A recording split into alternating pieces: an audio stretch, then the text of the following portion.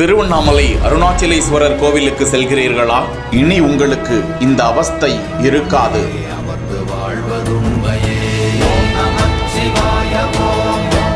முதியோர்கள், மாற்றுத்திறனாளிகள், கைக்குழந்தையுடன் வரும் பெற்றோர்கள் இனி நீண்ட வரிசையில் வெகுநேரம் காத்திருந்து கஷ்டப்பட வேண்டாம். அவர்களுக்கென்று தனி வழியை ஏற்படுத்தி உத்தரவிட்ட மாவட்ட ஆட்சியர்.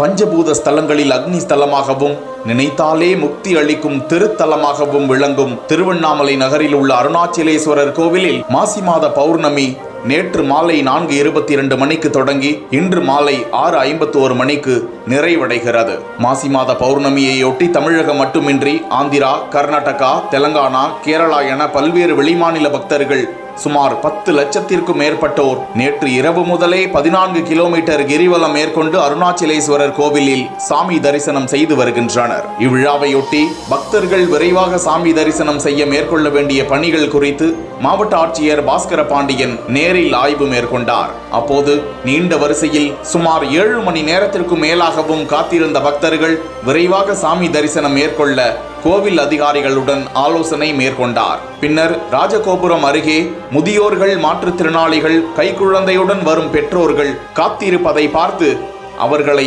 கோவில் ஊழியர்களை கொண்டு நாற்காலிகள் எடுத்து வர வைத்து இருக்கையில் அமர வைத்து 100க்கும் மேற்பட்டவர்கள் ஆட்சியருடன் சென்று விரைந்து சாமி தரிசனம் செய்தனர். தொடர்ந்து இது போன்றோருக்கு விரைந்து தரிசனம் செய்ய ஏற்பாடு செய்ய வேண்டும் என்றும் கோவில் நிர்வாகத்தினருக்கு ஆட்சியர் உத்தரவிட்டார்.